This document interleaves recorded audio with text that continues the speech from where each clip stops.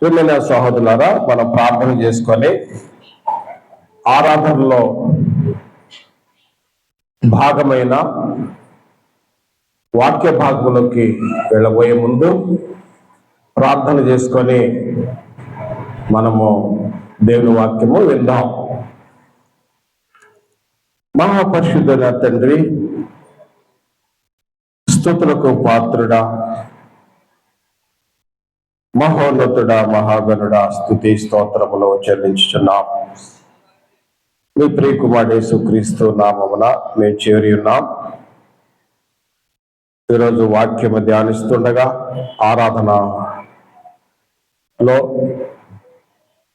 ఈ వాక్యము మీది కనుక మీరు మాకు బోధించి సహాయం దయచేయమని, వినగలిగే మనస్సు, గ్రహించగలిగే హృదయం మాకు అనుగ్రహించమని యేసుక్రీస్తు నామమున ప్రార్థించి వేడుకొనుచున్నాము తండ్రి, ఆమేన్. ప్రియమైన సహోదరులారా, మనము ఎంతమందో వాక్య భాగము మన సహోదరుడు లక్ష్మణ చదివాడు. ఆ వాక్యాన్ని మరొకసారి చదువుకుందాం. దయచేసి గమనించండి. యోహాను సువార్తలో 20వ అధ్యాయం 30-31 వచనము. మరియు అనేకమైన ఇతర సూచక్రియలను యేసు తన శిష్యుల ఎదుట చేసెను. అవి ఈ గ్రంథమందు వ్రాయబడి ఉండలేదు గాని యేసు దేవుని కుమారుడైన క్రీస్తు అని మీరు నమ్మునట్లు, నమ్మి ఆయన నామమందు జీవం పొందినట్లు ఇవి వ్రాయబడెను. ప్రియమైన సహోదరులారా, యోహాను భక్తుడు, అపోస్తలుడు. ఆయన యోహాను సువార్త రాస్తూ ఆఖరిలో ఈ మాట అంటున్నాడు. ఈ గ్రంథము ఎందుకు ఉంది అంటే యేసు దేవుని కుమారుడైన క్రీస్తు అని నమ్మి ఆయన నామమందు జీవం పొందినట్లుగా ఇవి వ్రాయబడి ఉన్నాయి. వాస్తవానికి యేసుక్రీస్తు వారు అనేకమైన సూచక్రియలు, అనేకమైన అద్భుతాలు చేశారు. తర్వాత అధ్యాయంలో అసలు ఆఖరి వచనాల్లో వీటి గురించి దాటకు ఈ భూలోకమే సరిపోదు అంట. కానీ ఇక్కడ ఏంటంటే యేసు ఎవరు అంటే యేసు దేవుని కుమారుడైన క్రీస్తు అని నమ్మి ఆయన నామమందు జీవము పొందాలి. అందుచేత ఈ యొక్క బుక్ సరిపోతుంది అంటున్నాడు, ఈ పుస్తకం సరిపోతుంది అంటున్నాడు. అందుకోసము ఈ పుస్తకం రాయబడింది అంటాడు. కాబట్టి యోహాను సువార్తలో మరి యోహాను గారు ఈ సువార్త రాశాడు. కాబట్టి ఇప్పుడు మనం యోహాను సువార్త గురించి కొంత పరిచయం. యోహాను ఎవరు, యోహాను యొక్క పరిచయము, యోహాను ఏ విధంగా ఆత్మీయంగా ఎదిగాడో, ఈరోజు మనం ఆత్మీయ ఎదగడానికి ఎంత ఉపయోగపడుతుందో, మరి యోహాను సువార్తలను తాను రాసిన 5 పుస్తకాల్లో ఉన్న అక్కడక్కడ చాలా ప్రాముఖ్యమైన అంశాలు తెలియజేస్తుండగా దయచేసి మీరు శ్రద్ధతో, ఓపికతో వినవాలని ప్రభునామమున మనం చేస్తున్నా. యోహాను సువార్త అనేది చాలా ప్రత్యేకం. 4 సువార్తలు ఉన్నాయి. 4 సువార్తలు 4 విధి సువార్తలు కాదు. సువార్త అంటే యేసుక్రీస్తు గురించే. 4 రాశారు: మత్తయి, మార్కు, లూకా గారు మరియు యోహాను గారు. 3 సువార్తలు ఒకే విధంగా ఉంటే యోహాను సువార్త ప్రత్యేకంగా ఉంటుంది. యోహాను తన యొక్క రచన శైలి చాలా ప్రత్యేకత. మీరు చదవండి, యోహాను సువార్తలు చదివితే చాలా ప్రత్యేకత మీకు కనిపిస్తుంది. 3 సువార్తలు చదివిన తర్వాత 4వ సువార్త పుస్తకమైన యోహాను సువార్త పుస్తకం చదివితే చాలా ప్రత్యేకత కనిపిస్తుంది మనకి. 3 సువార్తలు ఒక విధంగా ఉంటాయి, ఒకే విధంగా దాదాపు. అందుచేత ఏమంటారంటే సినాప్టిక్ గాస్పల్స్ అంటారు. సినాప్టిక్ గాస్పల్స్ అంటే ఒకే విధంగా సువార్త పుస్తకాలు ఈ 3. యోహాను సువార్త అనేది, ఈ సువార్త యోహాను గారు దాదాపు క్రీస్తు శకము 90వ సంవత్సరంలో ఆయన పరిశుద్ధాత్మ చేత ప్రేరణబడి వ్రాయబడిన ఈ పుస్తకం. కాబట్టి యోహాను గారు యేసుక్రీస్తు వారి గురించి ముందు మనం చదివినాం. యేసు ఎవరైనా తెలియపరుస్తూ యేసు దేవుడి కుమారుడైన క్రీస్తు అని తెలియపరిచారు ఒకటి. కాబట్టి యోహాను సువార్తలో 1వ అధ్యాయంలో మనం చూస్తే ఆదియందు వాక్యమును, వాక్యము దేవుని యందు, వాక్యము దేవుడై ఉండెను అని చెప్తున్నాడు. కనుక యేసుక్రీస్తు ఎవరు ఆది నుండే ఉన్నాడు అని తెలియజేస్తున్నాడు. యోహాను యూదుడు కాబట్టి ఆయన వారికి తెలుసు, ఆది యందు దేవుడు భూమి ఆకాశము సృజించిన అనే వాక్యం వారికి బాగా తెలుసు. ఆది కాలంలో 1వ అధ్యాయం 1వ వచనంలో ఉన్న మొదటి మాట, ఆది యందు దేవుడు భూమి ఆకాశము సృజించిన. కనుక యోహాను కూడా యోహాను సువార్తలో 1వ అధ్యాయంలో మొదటి వచనములో ఆది యందు వాక్యం ఉండెను అంటున్నాడు. అంటే ఆది నుండే ఈ వాక్కు ఉన్నది, ఈ వాక్కు ద్వారా సృష్టి అయింది అని ఈయన సృష్టి, తన వాక్కు ద్వారా ఈయన సృష్టికర్త అని తెలియజేస్తూ ఈ వాక్కే ఈయన లోగోస్ అని తెలియజేస్తూ మళ్ళీ ఇంకో పదం కూడా అంటున్నాడు. ఏంటంటే ఆయన జీవము అంటున్నాడు. జీవము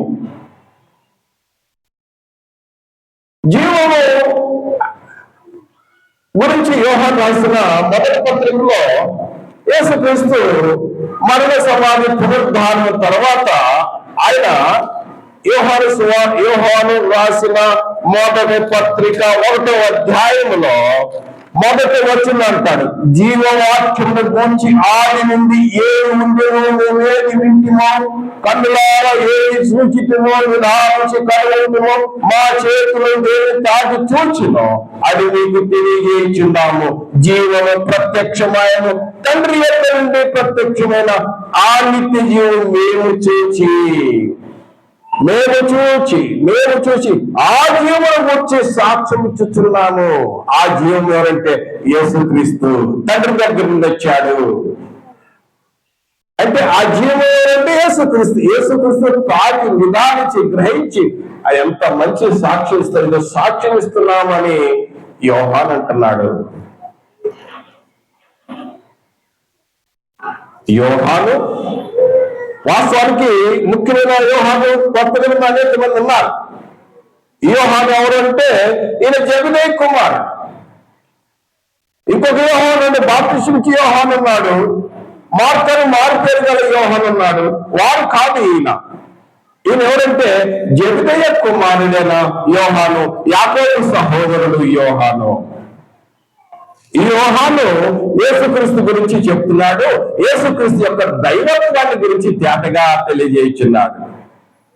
ఆయన జీవము, ఆయన వాక్కు, ఆయన సృష్టికర్త, ఈయన తండ్రి దగ్గర నుండి వచ్చాడు అంటాడు.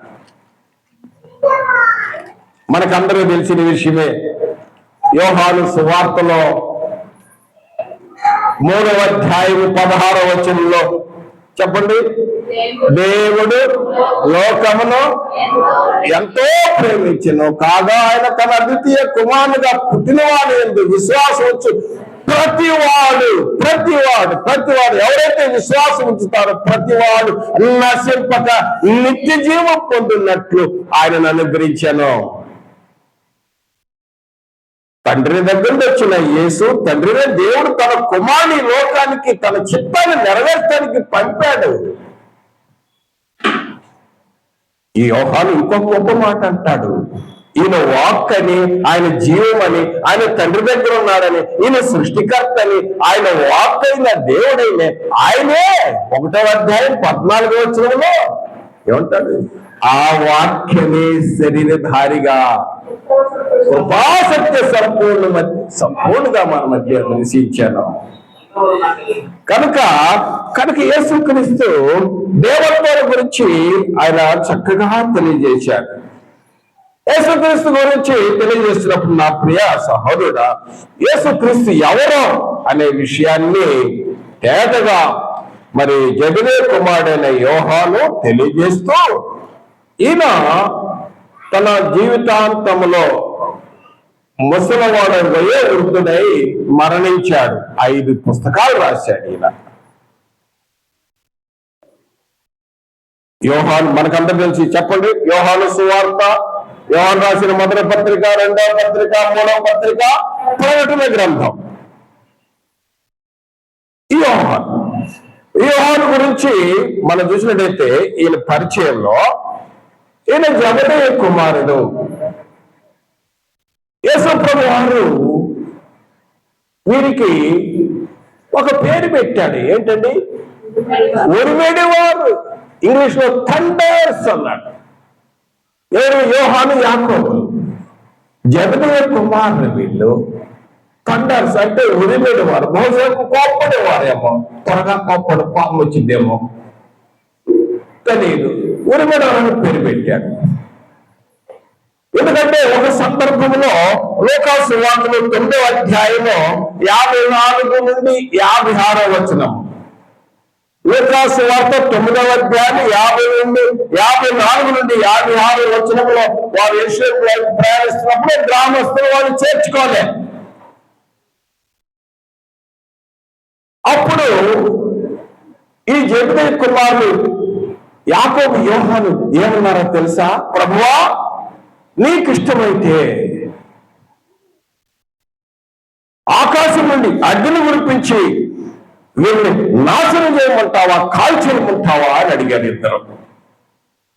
అక్కడ అంకేసి 3 అంకేసి రాయబడింది ఏమంటే, మనిషి కుమారుడు నశించిన దానిని వెతకి రక్షించడానికి వచ్చేనా కానీ మనం చంపేయటానికి కాదు, నాశనం చేయటానికి కాదు మనం వచ్చింది. మన బాధ్యత అది కాదు, రక్షించే కార్యక్రమం ఇది అని యేసు ప్రభువారు ఆ జబెదయి కుమారుడు తెలియజేశారు. ఒక సందర్భంలో మార్కు సువార్త 10వ అధ్యాయంలో 35, 36 వచనం కూడా చూసినట్లయితే ఈ యాకోబు, యోహానులు జబెదయి కుమారులు కదా. యోహాను గురించి మన పరిచయంలో వాడు సహోదరు యాకోబు కూడా ఉన్నాడు. ఆయన కూడా జ్ఞాపకం చేస్తున్నారు. మీరే ఒక సందర్భంలో యేసు ప్రభు దగ్గరికి వచ్చి నిలబడ్డారు. ఎందుకంటే వీళ్ళకి ఊరిమిడి వారని పేరు చెప్పారు, బాగా పరిచయం చేస్తున్నారు. ఎందుకంటే ఆ రోజుల్లో శిష్యులు అనేక విషయాలు అడుగుతూ మొదలు పెట్టారు. అపోస్తలుడైన పేతురు గారు కూడా అడిగాడు, నేను మీ అంట చుట్టూ తిరుగుతున్నాను, మాకేంటి అని అడిగారు. మీ అంట తిరుగుతున్నావు కదా, నువ్వు కొండెక్కమంటే కొండెక్కుతున్నావు, గుట్టెక్కమంటే ఆ మీటింగ్ రామంటే కొండ మీద మీటింగ్ అంటే కొండ మీద మీటింగ్కి వస్తున్నావు, ఎక్కడ రామంటే వస్తున్నావు, మరి మాకేంటి అని అడిగారు అపోస్తలులు యేసు ప్రభు వారిని. మీ చుట్టూ తిరిగితే మాకేంటి, మా భార్య పిల్లలు అడుగుతారు కదా, మాకేంటి అని అడిగారు. మత్తయి సువార్తలో 19వ అధ్యాయంలో 27వ వచనంలో పేతురు గారు అడుగుతా అక్కడ ఒక విషయాన్ని చూస్తాం. ఇప్పుడు మార్కు సువార్త 10వ అధ్యాయము 35, 36వ వచనంలో పేతురు, యాకోబు, యోహాను యేసు ప్రభు వారి దగ్గరికి వచ్చారు. దయచేసి గమనించండి. మార్కు సువార్త 10వ అధ్యాయం 35, 36వ వచనంలో యాకోబు యోహాను వచ్చి జబెదయి కుమారులు వీళ్ళిద్దరూ వచ్చి అడుగుతున్న మటుకు యేసు ప్రభు వారు అన్నాడు, నేను మీ కొరకు నేను ఏమి చేయదును, what you want me to do for you అన్నాడు. నేను మీ కొరకు ఏమి చేయాలో చెప్పండి, మీరు నా నుండి ఏమి కోరుతున్నారు అని అడిగినప్పుడు ఈ అన్నదమ్ములు ఏమడిగారంటే, మీ మహిమలో ఒకరు కుడి వైపున ఒకరిని ఎడవైపున మమ్మల్ని కూర్చొని అని అడిగారు. వీరి యొక్క పరిచయం ఇది. వీరి పరిచయం ఈ విధంగా అయితే ఈరోజు పాఠంలో మన యొక్క ఆత్మీయ జీవితంలో ఈ యోహాను గురించి మనం చదువుతున్నప్పుడు యోహాను ద్వారా యోహాను యొక్క జీవితము, ఎందుకంటే ఈ అపోస్తల జీవితాలు మనం మనుషుల జీవితాలు కాదు, అపోస్తల జీవితాలు పరిశుద్ధాత్మతో నింపబడ్డ వారు వీరి యొక్క జీవితాల ద్వారా మనం అనేక పాఠాలు నేర్చుకోవచ్చు. ఎందుకంటే వీరికి మాదిరి ఇచ్చిపోయిందంటే యేసు ప్రభువారు. యేసు ప్రభువారు తన అడుగు జాడలు ఇచ్చి వెళ్ళారు. వారు పోలు నడుచుకున్నారు, వాళ్ళు పోలు మనం నడుచుకోవాలి. కాబట్టి ఈ యోహాను గురించి మనం చూస్తున్నట్లయితే వీరు జెబెదయి కుమారుడు. ఎవరంటే వీళ్ళు? మార్కు సువార్తలో దయచేసి గమనించండి. వీరు జెబెదయి కుమారుడు 2-3 సార్లు మనం అనుకున్నాం, చదువుదాం. మార్కు సువార్తలో అసలు వీళ్ళు ఎవరైనా గురించి ఈ యోహాను ఎవరో మనం చూస్తున్నాం. మార్కు సువార్త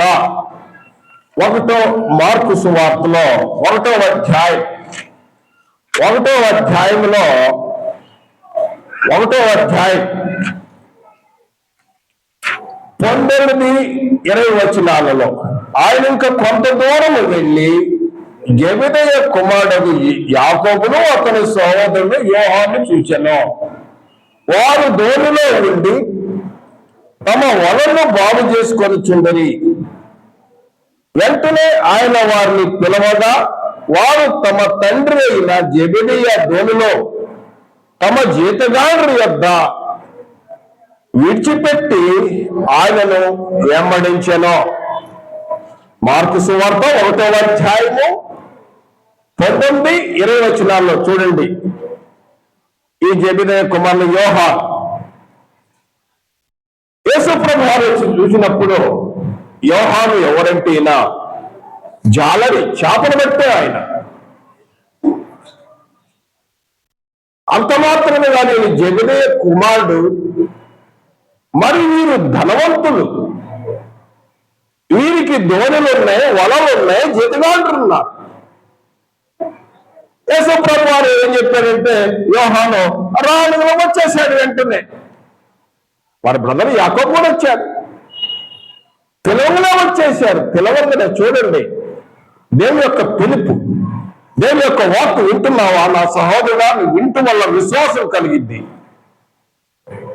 దేవుని యొక్క పిలుపును నిర్లక్ష్యం చేయకూడదు. పిలవంగా వచ్చేశాడు. రాగానే శిష్యుడైపోయాడు. చూడండి, మొట్టమొదట యోహాను ఏమై ఉన్నాడు? జాలరి, చేపలు పట్టేవాడు. యేసు ప్రభు పిలవలే యేసు ప్రభుని వెంబడించిన వారు శిష్యుడనగా వెంబడించేవారు, ఫాలోవర్స్. శిష్యుడంటే ఎవరు? వెంబడిస్తూ నేర్చుకొని నడుచుకునేవారు, అవలంబించేవారు, ఫాలోవర్స్, శిష్యులంట.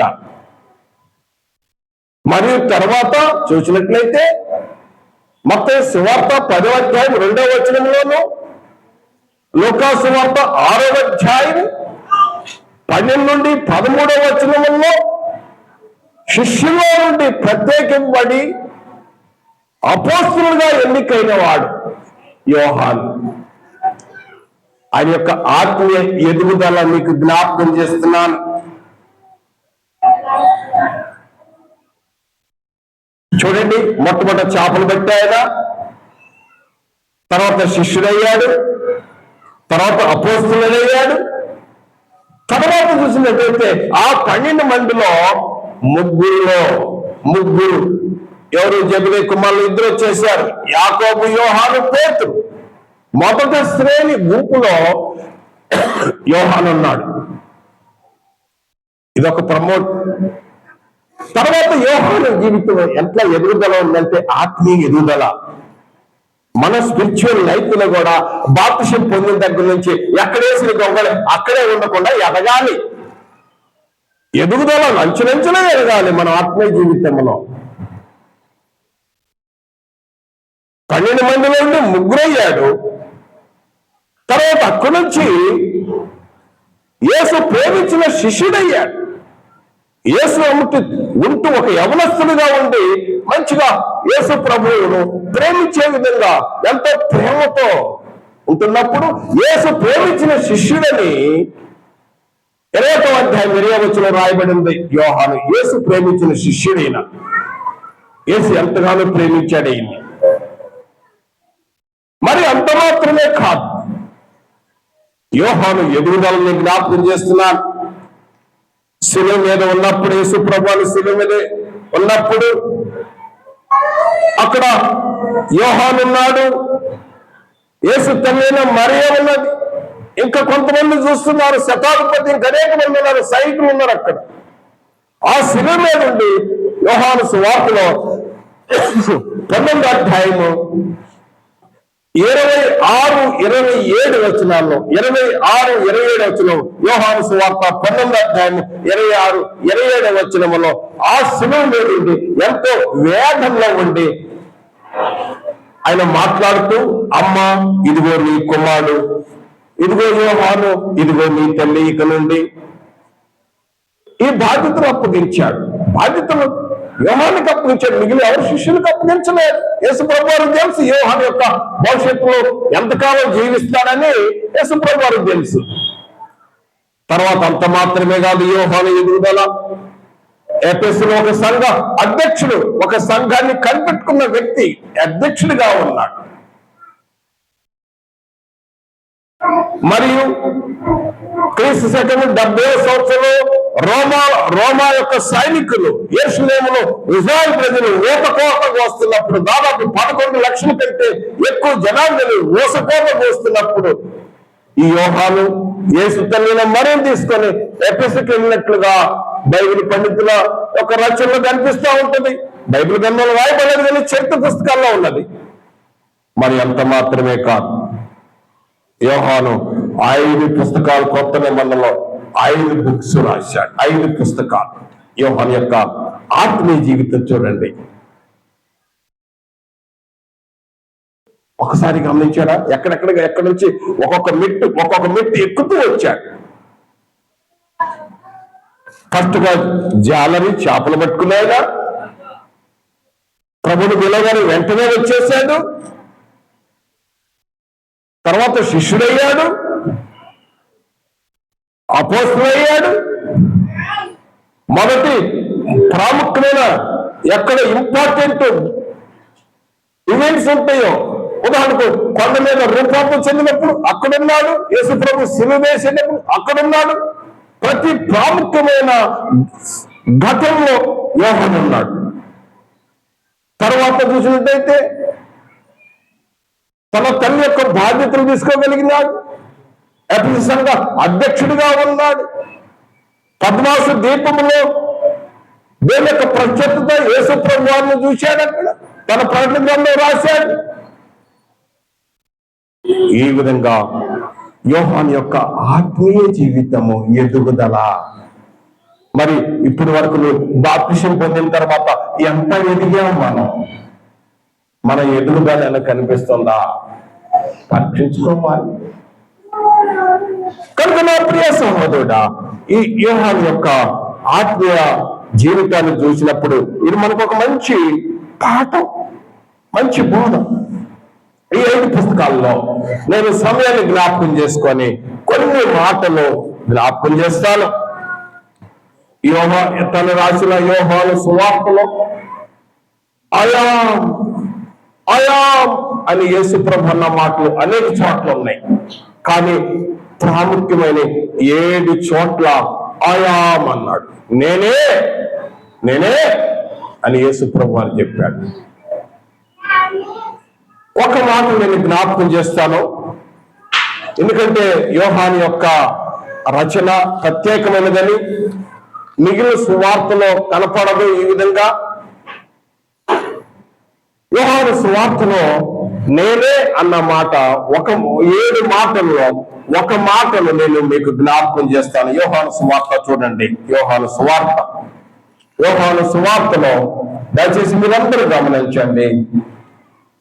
యోహాను సువార్త 14వ అధ్యాయములో 6వ వచనములో యేసు నేనే మార్గమును సత్యమును జీవమును, నా ద్వారానే తప్ప ఎవడను తండ్రి యొద్దకు రాడు. తండ్రి అయిన దేవుని దగ్గరికి, నిజమైన దేవుని దగ్గరికి, సృష్టికర్త అయిన దేవుని దగ్గరికి వెళ్ళాలంటే ఐ ఆమ్ ది వే అన్నాడు. ఐ ఆమ్ ది వే, నేనే మార్గమును అన్నాడు. ఇంగ్లీష్ పదంలో చాలా చక్కగా వ్రాయబడి ఉంది. ఏంటంటే ది అనే పదం వాడాడు. ఐ ఆమ్ ఏ వే అనలేదు. ఏ అంటే ఏ ఒక మార్గం. దేవుడు అక్కడ ఉన్నాడు, నువ్వు ఆ మార్గంలో రావచ్చు, లేకపోతే ఈ మార్గంలో రావచ్చు. ఏ వాడినట్టయితే ఈ మార్గంలో రావచ్చు. కానీ యేసు ప్రభు వాడిన ఆర్టికల్ డెఫినెట్ ఆర్టికల్ వాడాడు, ఇండెఫినెట్ ఆర్టికల్ వాడలేదు. వ్యాకరణం, గ్రామం మాట్లాడాడు యేసు ప్రభు అని. ఇక్కడ వ్యాకరణం మాట్లాడాడు. I am the way. దేవుడు ఎక్కడున్నాడు, అక్కడికి వెళ్ళాలంటే నా ద్వారానే, ఇంకొక మార్గం లేదు. నువ్వు వెతకొద్దు ఇంకొక ద్వారం, ఇంకొక ఏముందా చెప్పండి అమ్మా. ఇంకో మార్గం ఉందా? ఇంకొక మార్గం లేదని ఎవరు చెప్తున్నారు? మీరు చాలా జ్ఞానవంతులు. ఇంకొక మార్గం లేనే లేదు. ఐ ఆమ్ ది వే అన్నాడు. ది లైఫ్ అన్నాడు, జీవం. ఎందుకంటే ఆ జీవం తండ్రి దగ్గర తను పొంది ఉన్నాడు. ఆయన జీవ ప్రదాత, ఆయనే సత్యం, ఆయన వాక్యమే సత్యం, ఆయన వాక్కు. కనుక ది అనే పదవడం కనుక తాను యోహాను సువార్తలో పొందుపరిచిన 7 మాటల్లో ఒక మాటను జ్ఞాపకం చేశాను మీకు. ఏంటంటే ఐ ఆమ్ ది వే. యోహాను సువార్తలో దయచేసి మీరు అందరూ గమనించండి. యోహాను సువార్త యొక్క ప్రత్యేకత, యోహాను భక్తుడు, అపోస్తలుడు, ఆయన మరి పొందుపరిచాడు యేసు ప్రభు చెప్పిన మాటను. యేసు నేనే మార్గమును, సత్యమును, జీవమును, నా ద్వారా తప్ప ఎవడను తండ్రి యొద్దకు రాలేదు. ఇంకొక మార్గము లేదన్నా అక్క, ఇంకొక మార్గం లేదు. పరిశుద్ధాత్ముడి చేత ప్రేరేపించిన మాటలు, పరిశుద్ధాత్ముడు పొందుపరిచిన మాట ఇది. యోహాను సువార్తలో దాని యొక్క 2వ భాగం మనం చూసినట్టు ఇంకొక పార్టీ ఈరోజు వాక్యంలో ఎన్నుకున్న వాక్యంలో రెండేదంటే యోహాను రాసిన మొదటి పత్రికలో, యోహాను రాసిన మొదటి పత్రికలో ఆయన పాపాన్ని గురించి వ్రాస్తున్నాడు. పాపాన్ని గురించి వ్రాస్తూ ఆ రోజుల్లో పాపం అనేది లేదు, దేవుడు అనేది ఎక్కడ? దేవుడు లేదు, పాపం లేదు. ఇదిగో ఈ శరీరాన్ని బట్టి, ఆ కోరికలు బట్టి జరుగుతూ ఉంటాయి కాబట్టి ఇది పాపమే కాదు. దేవుడే ఉంటే మరి ఇంత అన్యాయం జరుగుతుంటే మరి దేవుడు ఇంత కాపాడటం లేదు, దేవుడు ఉంటే ఎక్కడ అనే ప్రశ్నించే వాళ్ళు ఆ రోజుల్లో యోహాను భక్తుడు ఎదుర్కొన్నాడు. ఆ రోజుల్లో ఈయన అంటే ఆ నాస్తిక భావాలు కలిగిన వారు వారి యొక్క జ్ఞానము చేత మాట్లాడుతున్న సమయంలో ఆయన ఈ విషయంలో ఏం చెప్తున్నాడంటే దేవుడు ఉన్నాడని, ఒకటి దేవుడు ఉన్నాడు, రెండవది పాపం కూడా ఉన్నదని ఖచ్చితంగా మాట్లాడిన వ్యక్తి ఎవరంటే యోహాను.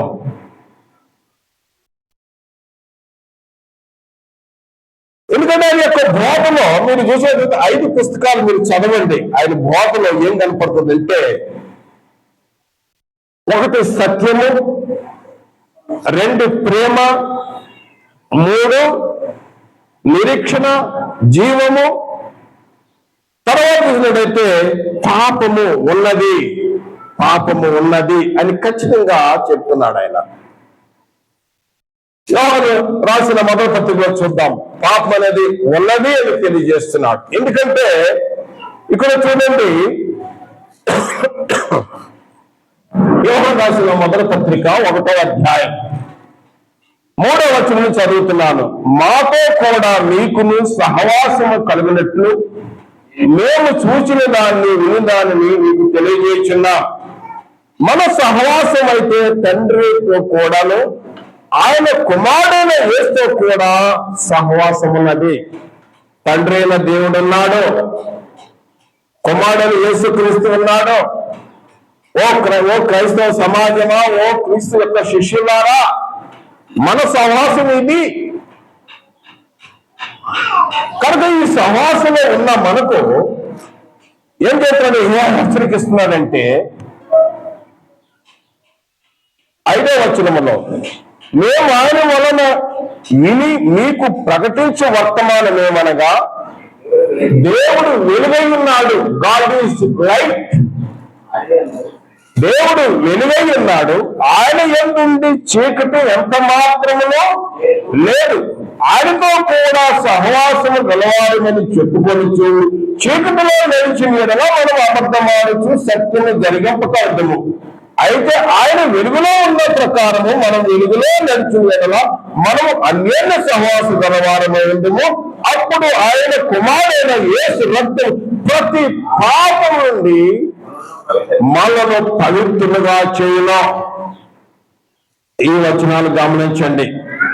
ఆ రోజుల్లో పాపం అనేది లేదు, దేవుడు అనేది లేదు అని, ఇది శరీర స్వభావాన్ని బట్టి జరుగుతా ఉంటే అని వాదించే రోజుల్లో యోహాను భక్తుడు ఏమంటున్నాడంటే, దేవుడు ఉన్నాడని తెలియజేస్తూ, దేవుడు తన కుమారుడైన క్రీస్తు మన సహవాసం ఉంది, మన సహవాసము దేవుడు వెలుగై ఉన్నాడు కనుక మనకు వెలుగు సంబంధమైన సహవాసము, చీకటి సహవాసం కాదు. మనం వెలుగులో ఉన్నాం కాబట్టి వెలుగులో నడిచిన ఎడల యేసు రక్తము ప్రతి పాపముల నుండి కడిగి పవిత్రులు చేస్తుంది. మనం వెలుగులో ఉన్నామని చీకటిలో నడిస్తే నువ్వు అబద్ధమాడుతున్నావు. నేను వెలుగు సంబంధమే అంటున్నావు, దేవుడు క్రీస్తు కూడా సహవాసం ఉంది అంటున్నావు. నువ్వు వెలుగు సంబంధమైన జీవితంలోనే పరిశుద్ధంగానే జీవించాలి, కానీ మళ్ళా నువ్వు చీకట్లో నడిస్తే నువ్వు అబద్ధికుడు అవుతున్నావు అంటున్నాడు. వెలుగులో ఉన్నామని వెలుగులో నడిచిండగా అప్పుడు యేసు రక్తము ఏం చేస్తుంది, అప్పుడు మనల్ని ప్రతి పాపములు కడిగి పవిత్రం చేస్తుంది. వెలుగులో ఉన్నామని చీకట్లో నడిస్తే యేసు రక్తము పని చేయదు. గుర్తుంచుకోండి. వెలుగులో ఉన్నామని చెప్పి చీకట్లో జీవితంలో ఉందనుకో, ఉదాహరణకు పేతురు భక్తులు పేతురాజులు 2వ అధ్యాయం అక్కడ కుక్క పండి జీవితం జీవించాడు. అక్కడ అంటే తగ్గిపోయిన జీవితం, తెలిగిపోయి జీవిస్తూ వెలుగులో ఉన్నామని చెప్పి చీకట్లో జీవిస్తూ యేసు రక్తం శుద్ధి చేయడం పని చేయదు, యేసు రక్తం పని చేయదు. యోహాను భక్తుడు అదే చెప్తున్నాడు. వెలుగులో ఉన్నామని వెలుగులో నడిచినప్పుడే యేసు రక్తం పని చేస్తుంది. నువ్వు బయట బాటిల్ కొనుక్కొచ్చుకో, అమ్ముతారు అక్కడక్కడ వ్యాపారస్తులు. ఇదిగో నూనెని యేసు రక్తం అని నీళ్ళని అమ్ముతారు వ్యాపారస్తులు చాలా. అలాంటి నువ్వు ఎన్ని బాటిల్ వెళ్ళినా వెలుగులో ఉన్నామని చీకట్లో నడిస్తే నువ్వు ఏది పని చేయదు. చక్కగా రాయబడి ఉంది బైబిల్లో. మళ్ళా చదవండి, మళ్ళీ చదువుతాను. యోహాను మొదటి పత్రిక దయచేసి గమనించిన 1వ అధ్యాయంలో దయచేసి మనము చదువుతా చూడండి. 6వ వచనం, ఆయనతో కూడా సహవాసం కలవాలని చెప్పుకోవచ్చు చీకట్లో నడిచిన ఎడల మనము అబద్ధమాడుచు సత్యము జరిగించు సత్యము జరిగించక ఉందాం. నువ్వు అబద్ధం ఆడుతున్నావు. నేను వెలుగులో ఉన్నానన్నా నీ జీవితం చీకటి జీవితం, అది ఎక్కడ వెలుగు సంబంధివి. కనుక 7వ వచనం ఏమంటున్నాడు చూడండి. 7వ వచనం, అయితే ఆయన వెలుగులో ఉన్న ప్రకారము మనము వెలుగులో నడిచిన ఎడల మనము అన్యోన్య సహవాసం కలిగిందము. అప్పుడు తన కుమారుడైన యేసు రక్తము ప్రతి పాపం నుండి మనము పవిత్రం. అప్పుడు జరిగింది వెలుగు జీవితం అయితే జరిగింది. అంతేకాని చీకటి ఉంటే ఏడో చేసి అక్కడ అనేక దోషాలు, అనేక శరీర కార్యాలు, చీకట్లో అనేక కార్యాలు ఉంటాయి. అన్ని చీకట్లో జరుగుతాయి. ఏదైనా జరిగింది చీకట్లో జరిగింది, వెలుగులో తగ్గదు. గుర్తుంచుకోండి. చీకటి కార్యాలు చేసొచ్చి నేను వెలుగు సముద్రం చెప్పి యేసు రక్తంతో నా పాపాలు కడుగయ్యా అంటే కడగబడదు. యేసు రక్తం పని చేయదని పరిశుద్ధాత్మ చేత వ్రాయబడిన లేఖనం చెప్తుంది. ఏం చెప్తాం కాదు, పరిశుద్ధ గ్రంథం చెప్తుంది, సత్యవేద గ్రంథం తెలియజేస్తుంది ఈ సత్య మాటలు. అర్థమైనది. యోహాను భక్తుడు ఎంత చక్కగా రాశాడు. తర్వాత చూసినట్లయితే యోహాను సువార్తలు, యోహాను రాసిన ఆ మొదటి పత్రికలో మరి 2వ అధ్యాయంలో యేసుక్రీస్తు వారు ఏమైనా మళ్ళీ జ్ఞాపకం చేస్తున్నారు. ఆయన ఉత్తరవాది కూడా. ఎవరైనా ఉత్తరవాది అంటాడు. దయచేసి చూడండి, యోహాను రాసిన మొదటి పత్రిక 2వ అధ్యాయం మొదటి 2 వచనాలు, నా చిన్న పిల్లలారా మీరు పాపము చేయకుండాకై ఈ సంగతులు మీకు రాయిచున్నాను. ఎవడెల్లి పాపం చేసిన యెడల నీతిమంతుడైన యేసు అనే ఉత్తరవాది మనకు తండ్రి యొద్ద ఉన్నాడు. ఉత్తరవాది అంటే ఏంటండి? అడ్వకేట్. మనకు ఒక అడ్వకేట్ యేసుక్రీస్తు ఉన్నాడు. ఎవరైనా పొరపాటున తెలియక పొరపాటున ఏదో ఊహించని రీతిగా అనుకోకుండా జరిగిన పాపం విషయంలో మన పక్కన వేడుకోవటానికి ఒక అడ్వకేట్ గా, ఒక లాయర్ గా తండ్రి యొద్ద యేసుక్రీస్తు మనకు ఉన్నాడు అని యోహాను భక్తుడు తెలియజేస్తున్నాడు. ఇది కొద్దిగా మీకు వివరణ చేస్తాను. సాధారణంగా ఎవరైనా ఒక నేరం చేశాడు అనుకోండి, ఒక దొంగతనం చేశాడు, లేకపోతే ఏదో ఒక నేరంలో పట్టుబడ్డాడు, లేకపోతే నీ ప్రాపర్టీ విషయంలో వివాదం జరిగింది, నీకు న్యాయం జరగాలి, లేకపోతే పొందబోయే శిక్షను తప్పించుకోవాలనుకుంటే ఏం చేస్తాం? మనం కోర్టులో ఒక లాయర్ని పెట్టుకుంటాం. జడ్జి ముందు మన యొక్క ప్రాబ్లమ్స్, మన అడ్వకేట్, మన న్యాయవాది ఏం చేస్తారంటే జడ్జి గారికి చెప్తాడు, అయ్యా నా క్లయింట్ ఇది సమస్య అని ఒకవేళ పొందబోయే శిక్షని తప్పిస్తాడు అడ్వకేట్, మళ్ళీ కాపాడుతాడు, నీకు న్యాయం జరిగిస్తాడు. ఎవరు? Advocate, lawyer. ఇది ఇక్కడ భూలోకంలో జరిగే విషయంలో. సాధారణంగా ఏం జరుగుతుంది కోర్టులో? ఏం జరుగుతుందో చెప్పండి. బైబిల్ కూడా నేను ప్రూఫ్ చేసి చేస్తాను. అక్కడ జడ్జి ఉంటారు, అక్కడ లాయర్లు ఉంటారు, ఇక్కడ వీరందరూ గౌరవనీయులైన జడ్జి గారు వారందరూ సమూహం ఉంటారు మనకు న్యాయం చేయడానికి. నేను చెప్పేది నేను అక్కడ ఒక గ్రంథం ఉంటుంది, ప్రామిస్ చేపిస్తాడు, నేను నిజమే చెప్తాను, అబద్ధం చెప్పను, కానీ అతను అబద్ధమే చెప్తాడు. ఎందుకంటే తాను గెలవాలంటే అబద్ధం చెప్తాడు. రోమాపత్రికలో 3వ అధ్యాయం 4వ వచనంలో ఏమంటాడంటే, రోమాపత్రిక 3వ అధ్యాయం 4వ వచనంలో వ్యాజ్యములో గెలిచినట్లు ప్రతి మనుషుడు అబద్ధికుడు. నువ్వు కోర్టులో గెలవాలంటే ఏం చేస్తాడంటే అతడు అబద్ధం చేస్తాడు. వాస్తవానికి నేను జడ్జి గారి ముందు ప్రామిస్ చేస్తాను, నేను నిజమే చెప్తున్నాను అంటాడు, కానీ చెప్పేదంతా అబద్ధమే ప్రతి మనిషి అంటాడు. బైబిల్ బోధిస్తున్న ఆ విషయం, బైబిల్ తెలియజేస్తున్న మనిషి యొక్క తత్వం. కానీ దేవుడు సత్యవంతుడు, దేవుడైన జడ్జి సత్యవంతుడు, దేవుడైనా ఆ జడ్జి సత్యవంతుడే, కానీ మనుషుడు అబద్ధికుడు. కానీ ఇక్కడ ఈ జడ్జి, ఈ న్యాయవాది ఎవరంటే తండ్రి అయిన దేవుడు జడ్జి అయితే, యేసుక్రీస్తు వారు ఒక ఉత్తరవాది అయితే, మనం ఏం చేస్తామంటే దేవుని దగ్గరికి వచ్చి మనం ఒప్పుకుంటాం, ప్రభువా నాకు తెలియదు, నేను పొరపాటు చేశాను. ఉదాహరణకు మనం క్రీస్తువునికి వచ్చినప్పుడు మనం ఒప్పుకుంటాం పాపాలు. ప్రభా నేను పూర్వము దోషకుడును, హింసకుడును, తెలియక అనేక విషయాలు పొరపాటు పడ్డాను, నా ప్రార్థనలు క్షమించు ప్రభా అని ప్రారంభంలో తెలియక మనం చేసిన వాటిని చెప్పుకున్నప్పుడు, యేసుక్రీస్తు ప్రార్థన చేసినప్పుడు మన ఉత్తరవాది మన పక్కన నుండి తండ్రి దేవుని దగ్గర ఉంది. ఆయన ఏమంటాడు? ఇదిగో యేసు పాదము తన అపతిక్రమలను, తన అపరాధములను, తన తప్పిదములను ఒప్పుకుంటున్నాడు. తండ్రి నీకు తెలుసు, అతను ఒప్పుకుంటున్నాడు, ఇదిగో నేను కూడా అంగీకరిస్తున్నాను, ఇతను తప్పు చేసినట్టుగా ఈయన అగ్రి అవుతున్నాడు, ఒప్పుకుంటున్నాడు, తెలియజేశాడంట.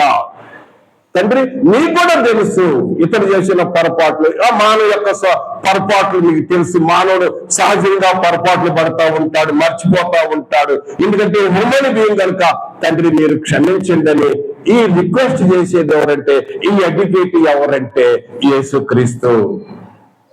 యేసుక్రీస్తు మనకు ఒక ఉత్తరవాది ఉన్నాడని జ్ఞాపకం చేస్తున్నాడు.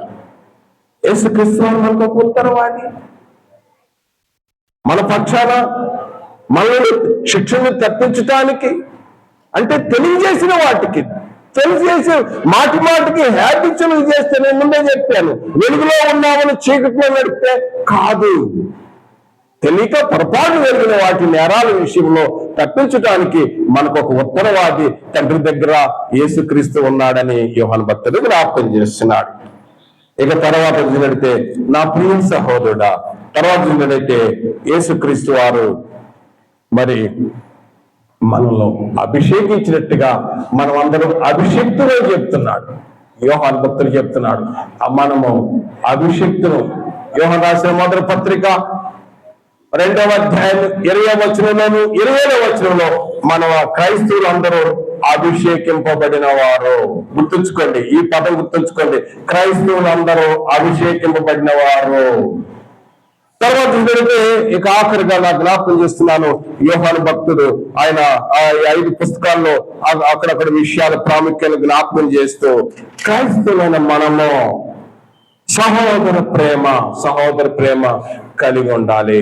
సహోదర ప్రేమ, మనం అందరం సహోదరు ప్రేమిస్తున్నాం కనుక చీకటిలో నుండి వెలుగులోకి వచ్చాము. మన సహోదరు ద్వేషించినట్లయితే మరలా మనం చీకటిలోకి వెళతాము. సహోదరుని ద్వేషించేవాడు నరహంతకుడు. ఏ నరహంతుడికి నిత్య జీవం ఉండదు. గుర్తుంచుకోండి, ఏ నరహంతుడికి నిత్య జీవం ఉండదు అని జ్ఞాపకం చేస్తూ యోహాను రాసిన మొదటి పత్రికలో 3వ అధ్యాయంలో ఆయన జ్ఞాపకం చేస్తాడు 12వ వచనంలో, మనము కయ్యూను వంటి వారమై ఉండరాదు, వాడు దుష్టుని సంబంధి అయి తన సహోదరుని చంపెను, వాడు అతన్ని ఎందుకు చంపెను, తన క్రియలు చెడ్డవి, తన సహోదరి క్రియలు నీతి గలవి. తన సహోదరుడు చంపాడు. ఎవరు? కయ్యూను. మనం కయ్యూను వారు వంటి వారు ఉండొద్దు, ఎందుకంటే మనం సహోదరులము. ఎందుకంటే ఏ నరహంతకునికి నిత్యం ఉండదు, వాళ్ళకి నరకమే ఉందని బైబిల్ తేటగా చెప్పుచున్నది.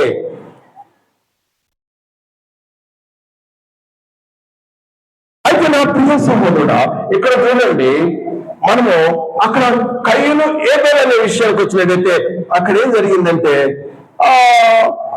ఆదికాండము 4వ అధ్యాయంలో మనం చూస్తాం, తమ్ముడి మీద అసూయపడ్డాడు అంతే. ఏబేలు యొక్క క్రియలు మంచివి, అతని క్రియలు చెడ్డవి. ఆ అసూయపడి ఏం చేసేది, నేరుగానే చంపాడు. ఆ రక్తం కారింది భూమి మీద. ఆ రక్తం ఏం చేసిందంటే దేవునికి మొర్ర పెట్టుకుంది. రక్తం మాట్లాడింది దేవుడితో. మాట్లాడగానే దేవుడు మళ్ళా ఆయన అడిగాడు, కాయను అడిగాడు, ఎక్కడ నీ తమ్ముడు? ఏడు నేనే కాదు అన్నా, వాడి విషయం నాకేం తెలుసు, నాకు తెలియదు అన్నాడు. దేవుడే ప్రశ్నించాడు. అప్పుడు దేవుడు ఏమన్నాడు? కయ్యూనుతో అన్నాడు, నువ్వు శాపగ్రస్తుడివే, నువ్వు దరిద్రుడివి, నీ జీవిత కాలం అంతా దుఃఖంతో కాలం గడుపుతావు, నువ్వేదైనా పంటేసిన నీ ఫలం ఏది రాదని శపించబడ్డాడు. ఎందుకంటే నా ప్రియ సహోదరుడా, మనము సహోదరులము. మనకు చెప్తున్నాను ఈ పాఠం. మనం ఏ సహోదరుడు ద్వేషించొద్దు, ఏ సహోదరుల మీద చెయ్యొద్దు. క్రైస్తవులైన వారు గుర్తుంచుకోండి. ఈ పాఠ్య భాగము యోహాను రాసిన మొదటి పత్రికలో 3వ అధ్యాయంలో మన సహోదరులు ద్వేషించాము, హత్య చేసినట్లే. మనం అనేక మందిని ద్వేషించుకుంటే అనుకో, అనేక మందిని మనం తెలియకుండానే హత్య చేసినట్లే. పాత నిబంధనలో చూస్తేనే పాత నిబంధనలో చేస్తేనే పాపం, కొత్త నిబంధనలో చూస్తేనే పాపం. కనుక ఇక్కడ ఏంటంటే ప్రియమైన సహోదరుడా, క్రైస్తవులు అభిషక్తులు. ఎందుకు చెప్తాంటే మనం అభిషక్తులు, క్రీస్తు రక్తంలో కడగబడిన వారు మీరు అభిషక్తులు. అభిషక్తులు కనుక ఏదైనా పొరపాటున ఎవరి వల్ల ఏదైనా జరిగిందనుకో, వారి రక్తము దేవుని దగ్గర మొర్ర పెట్టుకుంటుంది. ప్రకటన గ్రంథంలో అంటారు, దయచేసి చూడండి, ప్రకటన గ్రంథంలో 6వ అధ్యాయంలో యోహాను రాసిన యోహాను పత్రికలో నేను చదువుతున్నాను. 6వ అధ్యాయంలో 9 నుండి 10 వచనాలు చదువుతున్నప్పుడు 9 నుండి 10 వచనాలను ఆయన 5వ ముద్ర విప్పినప్పుడు దేవుని వాక్యము నిమిత్తమును తాను ఇచ్చిన సాక్ష్యము నిమిత్తమును వధింపబడిన వారి ఆత్మను బలిపీఠము క్రింద చూచి తిని, వారు ఏమంటున్నారంటే ఈ హతసాక్షులయ్యారు, వీరు చంపబడ్డారు. దేని నిమిత్తం చంపబడ్డారు? దేవుని వాక్యం నిమిత్తం చంపబడ్డారు, దేవుని యొక్క సాక్ష్యం నిమిత్తం చంపబడ్డారు, క్రీస్తు నిమిత్తం చంపబడ్డారు. ఆ ఆత్మలు వచ్చి ఏమంటున్నారంటే 10వ వచనంలో, వారు నాథా సత్యస్వరూపి పరిశుద్ధుడా, ఎందాక తీర్చుకుందు మా రక్తము నిమిత్తము భూనివాసులకు ప్రతిదండన చేయక ఉండు అని బిగ్గరగా కేకలు వేసింది. వాళ్ళు అడుగుతున్నారు, హతసాక్షులు అడుగుతున్నారు, హతసాక్షులు దేవుణ్ణి అడుగుతున్నారు, యేసుప్రభు వారిని అడుగుతున్నారు, ఇంకా ఎన్నాళ్ళు మా రక్తం నిమిత్తం, మా రక్తము భూమి మీద చెందించబడింది, ఇది ఎప్పుడు తీర్పిస్తావు? కనుక నా ప్రియ సహోదరుడా, క్రైస్తవుడు అభిషక్తుడు క్రైస్తవుడి మీద ఎవరైనా కూడా హాని చేస్తే బైబిల్ తేటగా చెబుతుంది ఏంటంటే,